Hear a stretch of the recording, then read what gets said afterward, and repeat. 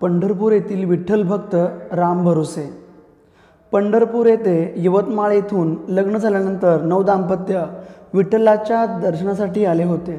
Muktai मठाजवळ cruiser गाडी park केली असता मी फायनान्सकडून आलो आहे म्हणून ड्रायव्हरकडून दमदाटी करून ते गाडी घेऊन गेले.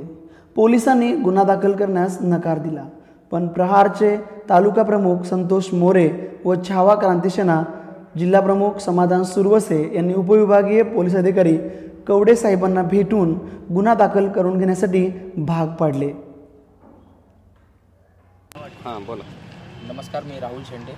मी यवतमाळवरनं तीर्थयात्रेसाठी बाहेर आलेलो होतो देवदर्शनासाठी. या महिन्याच्या 15 तारखेला माझ्या लहान भावाचं लग्न झालं. त्याच्यामुळं त्या नवीन जोडप्याला आम्ही सगळे सोबत मिळून देवदर्शनासाठी आलो. तरी आम्ही गुरुवारी 22 तारखेला आम्ही यवतमाळवरनं निघालो देवदर्शनासाठी. पहिलं आम्ही तुळजापूर येथे गेलो, तेथून मग अक्कलकोटला गेलो, तिथे मुक्काम केला आणि इथे सकाळी इकडे पंढरपूरला आलो विठुराच्या दर्शनासाठी.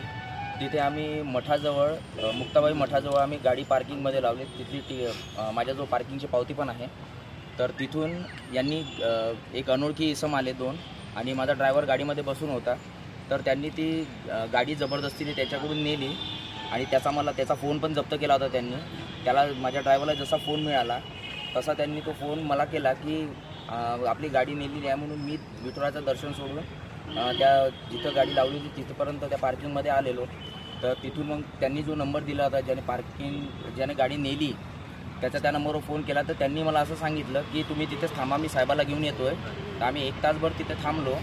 त्याच्यानंतर मग आम्ही पंढरपूर शहर स्टेशनला आलेलो, मी आणि ड्रायव्हर. त्याच्यानंतर आम्ही कंप्लेंट केली, पण ती FIR दाखवण्यासाठी आम्हाला जवळपास रात्र 9 वाजलेत. त्यामध्ये छावा संघटना आणि प्रहार संघटना या दोघांनी आमची साथ दिली. त्याच्यामुळे आमची FIR दाखल होऊ शकली. त्या बॅगमध्ये आमचं सोनं म्हणजे माझ्या मिसेसचं आणि माझ्या भावजेचे 2 मंगळसूत्र आणि आमच्या 2 भावाच्या सोन्याच्या चेन त्याच्यामध्ये ठेवला होता. आणि आम्ही जेव्हा त्या एंटरप्राइजेसमध्ये जिथे गाडी लावलेली होती ते जेव्हा आम्हाला माहिती पडलं पोलिसांकडनं की इथे गाडी लावलेली आहे, तिथे आम्ही गेल्यानंतर आम्ही ती गाडी चेक केली पोलिसांसमोर. तर तिथे मला बॅग अस्तव्यस्त सापडल्या. त्याच्यामध्ये मी चेक केलं असता मला सोन्याची ती पाऊच मिळाली नाही. तर तीच गाडी मग तिथनं पोलिसांनी शहर पोलीस स्टेशनमध्ये आणली. कुठनं विश्वजित एंटरप्राइजेसमधनं. कुठं मोहळवरनं इथे आणली. आणि इथे आणल्यानंतर पुन्हा पोलिसांसमोर पूर्ण एक कपडा चेक केला, त्याच्यामध्ये सोन्याचा तो पाऊच मिळत नाही आहे. तर त्यासाठी मी तक्रार दाखल केलेली आहे. आज मला पंढरपूर शहर स्टेशनमध्ये बोलवण्यात आलं. त्यानंतर मला साहेब असं म्हणतात की मी तुमच्या जागेवर असतो तर मी पण सोन्याची चुकीची तक्रार दिली असती, पण समजा तसं काही नसेल तर तू मला आताच लिहून दे की याच्यामध्ये सोनं नव्हतं. समजा याच्यामध्ये तू खोटा बोलतो असतो मी तुझ्यावर पूर्ण कडक कारवाई करेन. तर त्याच्यामध्ये माझं सोनं होतं हे मला माहिती आहे आणि माझं सोनं गेलेलं आहे. त्यामध्ये 2 मंगळसूत्र आणि 2 चेन होत्या. आमच्या दोघा भावाच्या 2 अंगठ्या पण होत्या, पण त्या आम्ही स्वतः घातलेल्या आहेत. फक्त 2 मंगळसूत्र आणि 2 चेन गेलेले आहेत. तुम्ही सध्या कुठे राहताय? आता कुठे राहताय? मी आता सध्या मठामध्ये राहतो. सगळे फॅमिली सहित मठामध्ये राहतो.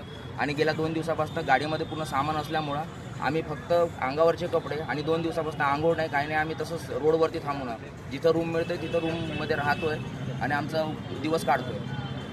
बरं, गावाकडे जायसाठी दुसरं वाहन नाही? आता गावाकडे जायसाठी दुसरं वाहन नाही आहे. तर आता ते बघतो आणि त्यानुसार करतो.